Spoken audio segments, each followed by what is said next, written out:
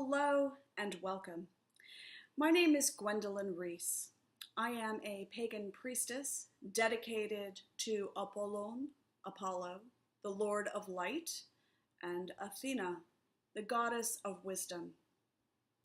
And I want to thank you for joining me today.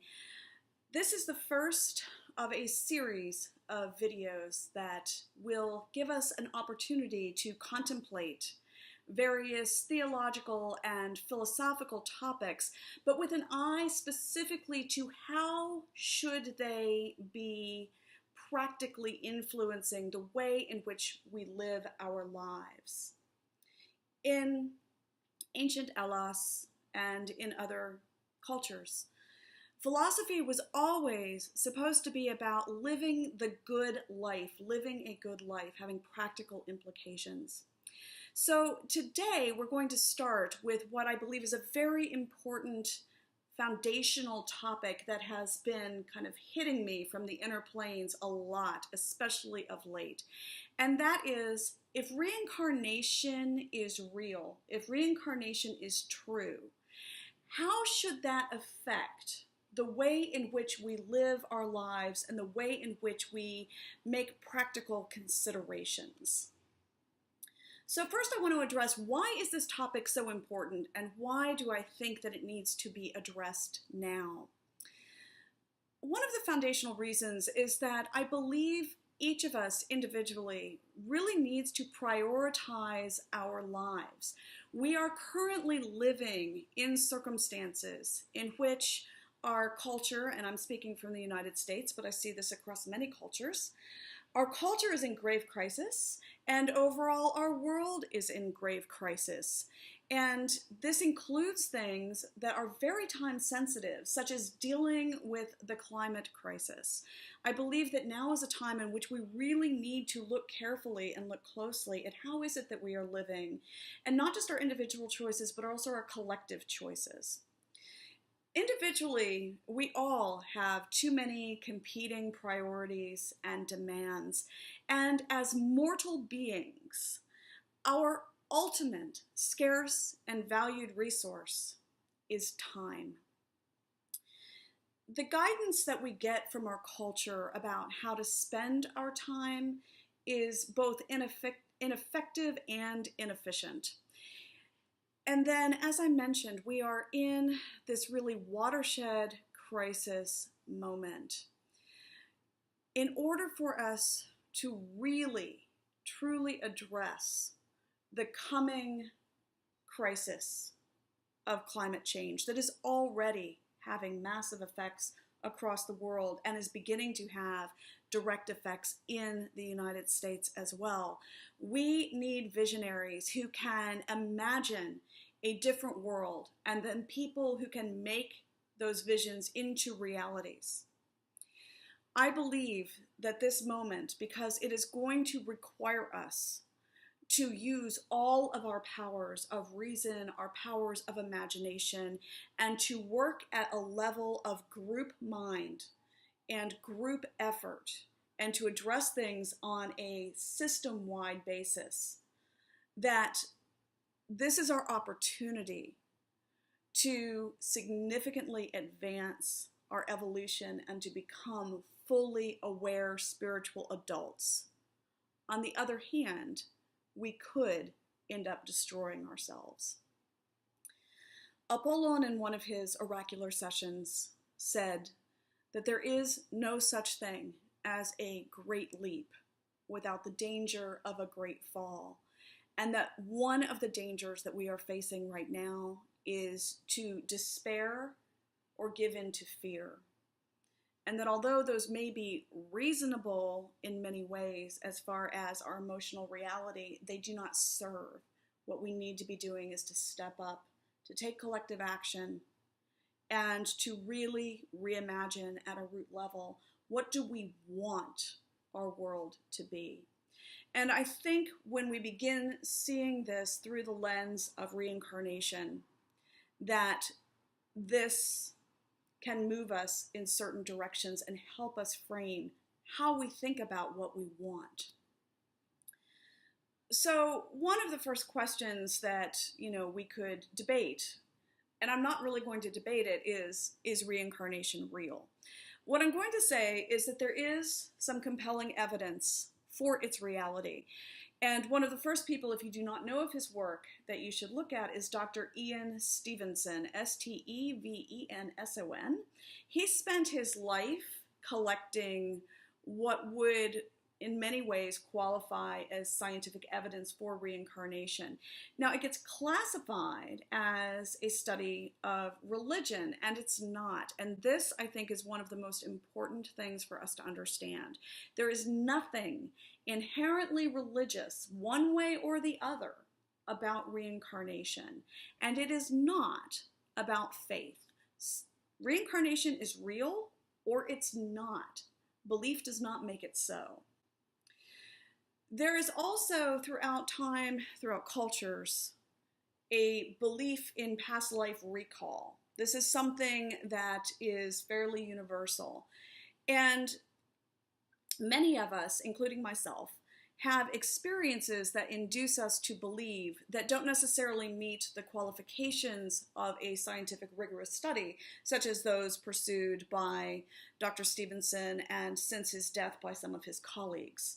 But this is a fairly universal kind of experience that is there as one of the extraordinary spiritual experiences that does not seem to be culturally contingent and occurs even in cultures in which the dominant belief system does not hold reincarnation as part of their cultural structure. But I want to suggest also modification of Pascal's wager when it comes to reincarnation. Pascal's wager is a philosophical wager that comes out of a Christian context. And what Pascal said is, if I live my life as though there is a heaven and there is not when I die, then I have lost nothing. But if I live my life as though there is not a heaven and I die and there is a heaven, then I have lost everything. Therefore, I choose to live my life as though there is a heaven. And I am going to suggest that we can modify that for reincarnation. If I live my life as though reincarnation is true, and in the end, it is not, and I would say that in the end, you either go to heaven or there is nothing, I believe you still have lost nothing, because I believe that if you live your life as though there is reincarnation, that does not conflict with many of the tenets and the belief patterns of those who believe in a heavenly afterlife. And in fact, it would lead you to live a virtuous life, I believe. But if we live our lives as though there is not reincarnation, either by living as though this is a single life and we never have to think about it again because we'll either go to heaven or not, or by believing that death is the end. So if we do either of those, but live as though reincarnation is not real, and then we die and come back to whatever forms of reality we have left behind, then we have lost everything.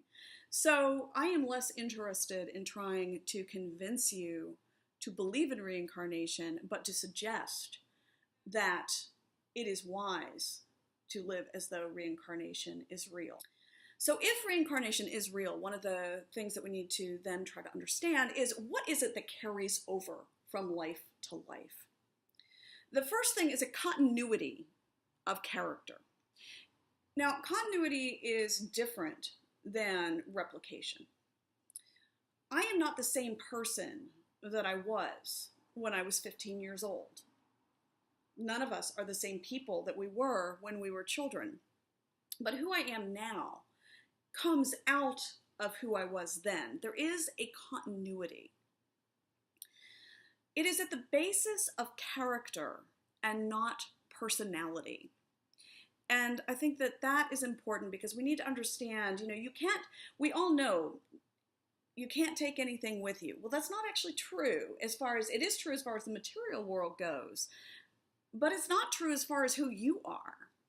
So when we're talking about the basis of character, not personality, what I'm saying is that there are aspects of my personality Am I a fairly temperate person? Am I easily swayed by what is going on around me, or can I hold still in the center of myself?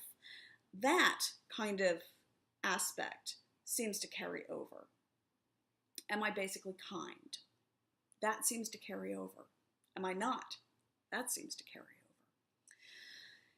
There is also knowledge affinity. It's not content, but one of the things that seems to come up over and over again in various past life recall and some of the evidence that we do have about what is reincarnation, as well as some of the theories about it, is that there is affinity. If I am a strongly gifted musician, I am not going to be born knowing how to read sheet music, but I will have an affinity towards music. I'll have a desire to be musical, and I will have kind of some natural innate impulses in that direction. I will pick it up more quickly, and I will be able to excel in some way with excellence in that frame.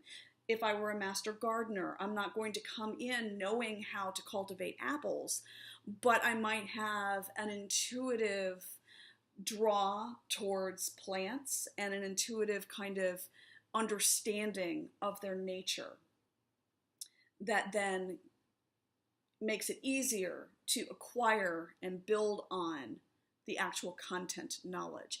But we don't carry over content knowledge specifically. So that's the first area. There's this continuity of character, the continuity of who you are.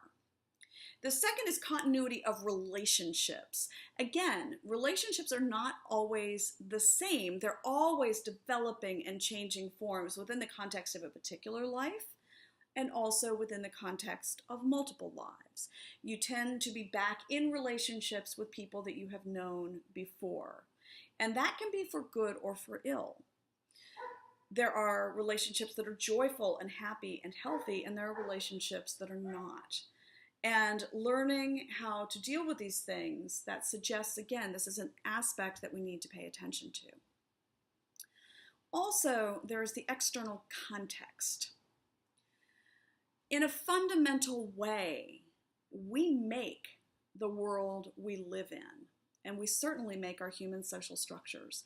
But we don't do that individually within the context of an individual life. We are embedded within contexts, and we are born into these contexts.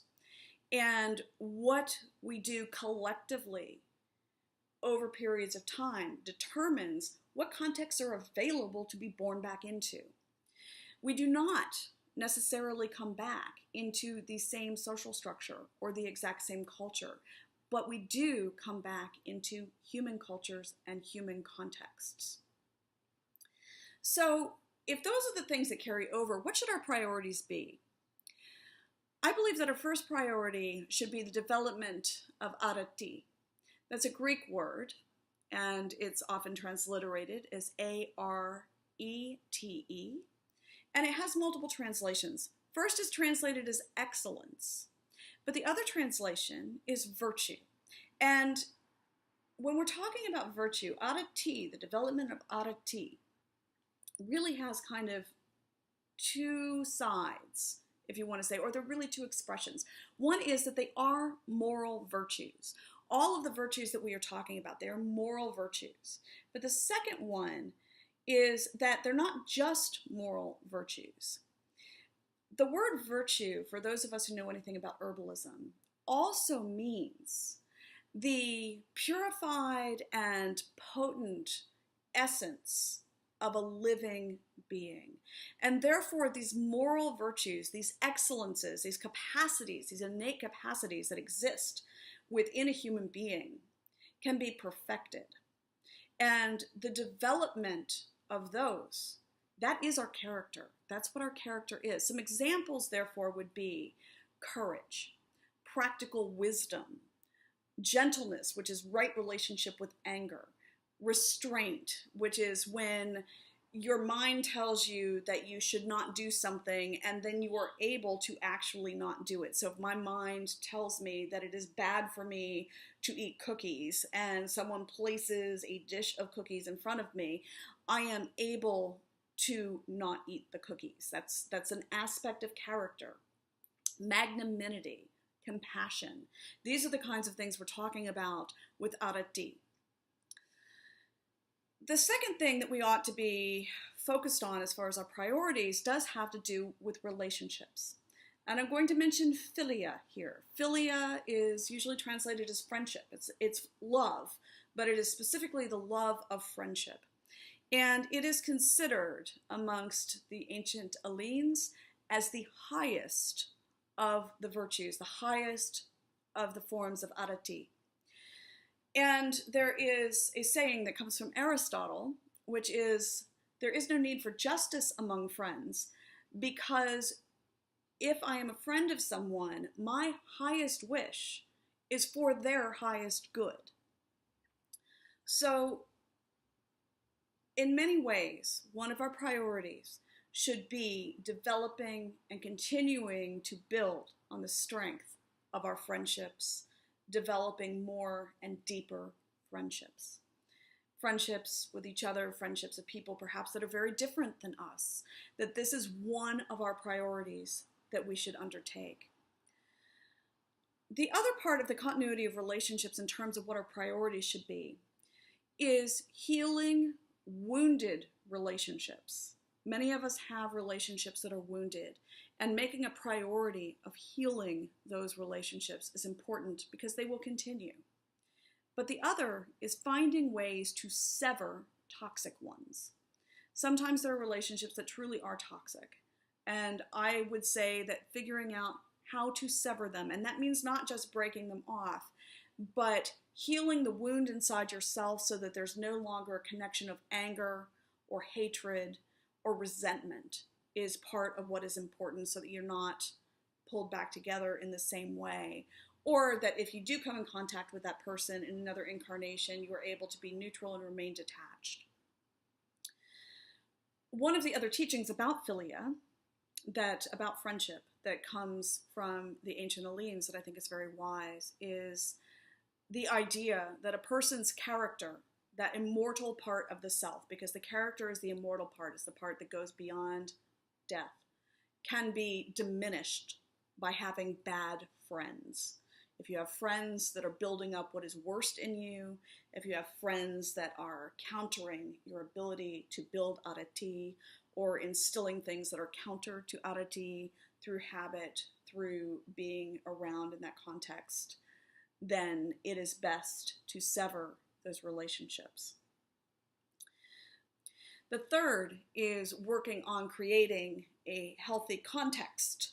And this is a collective endeavor, working in your way to help create what would be a healthy world that would be good to be born back into.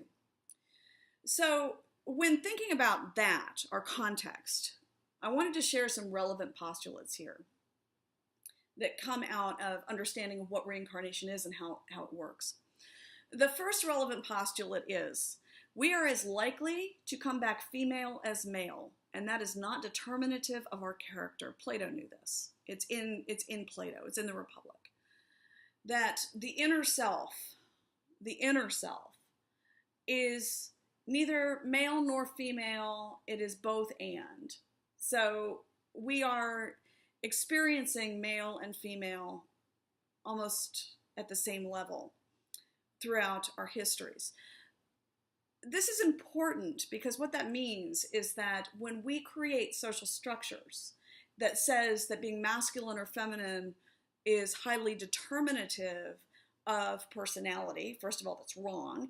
And secondly, if it constrains opportunities or defines rights and opportunities, that what we're doing is that we are creating a structure that may end up making it impossible for people to fully contribute to society.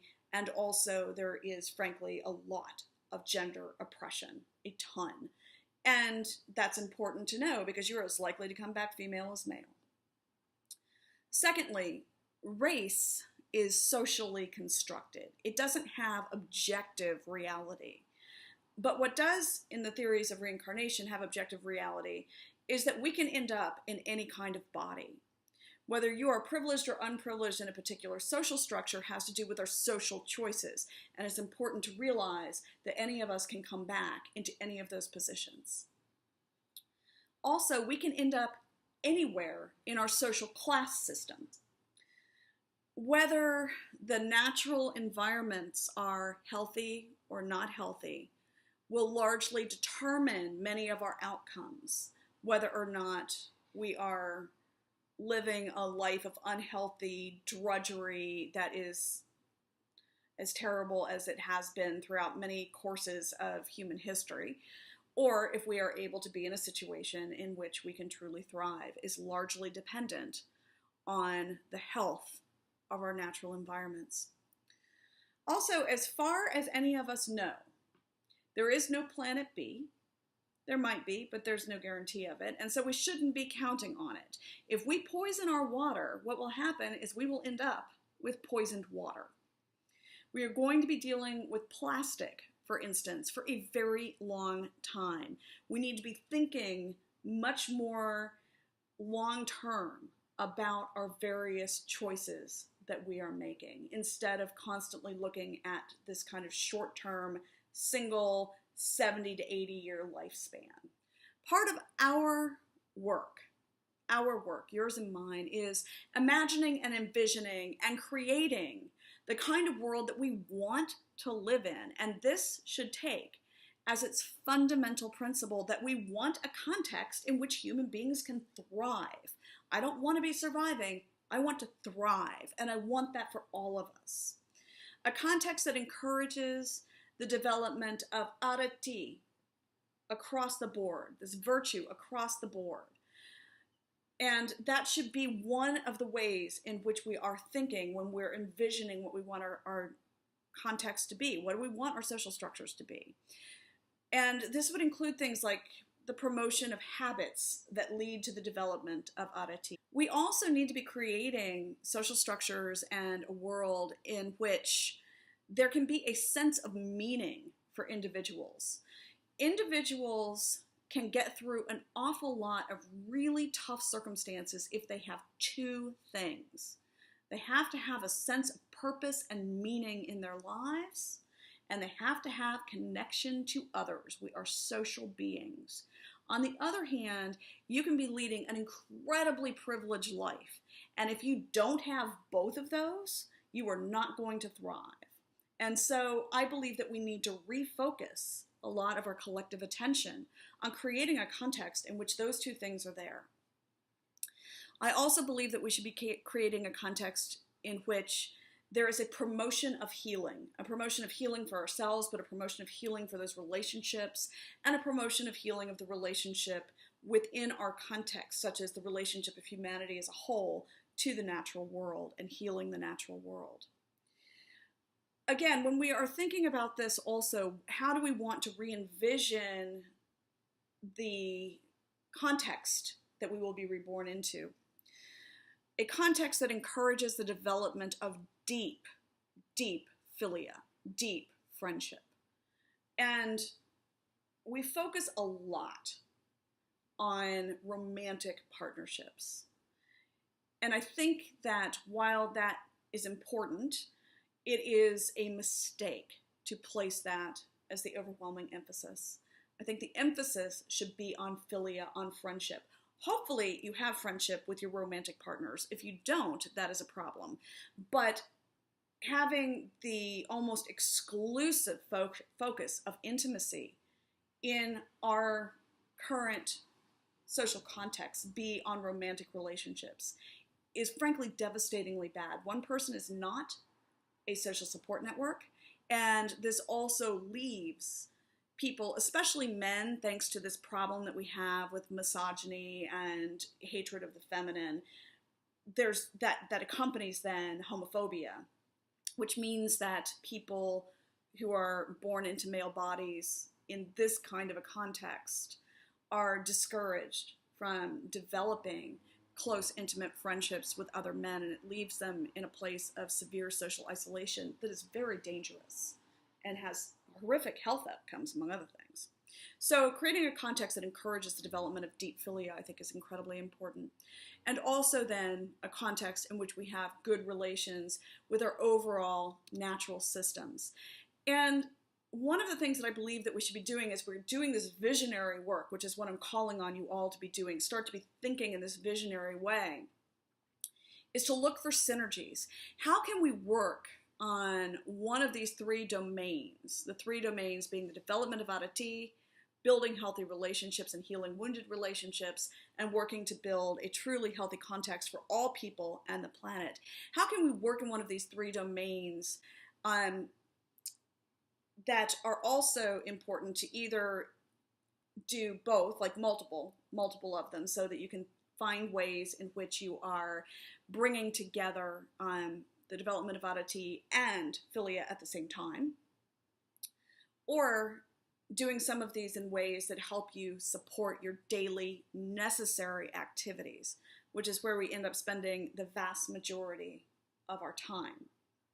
So looking for ways to bring those together. So I'm going to give you a couple examples.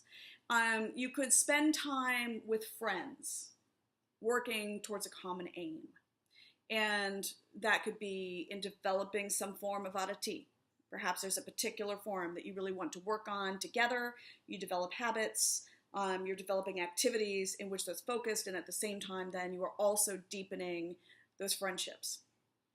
Or you could be deepening the friendships by working together for a common aim, doing something to help develop a healthy context through volunteer work, or through really getting together and trying to think through a proposal that you can bring to your city council that will help in some aspect of environmentalism or social justice, things along those lines. But you're simultaneously working on developing your friendships as well as one of the other major three areas.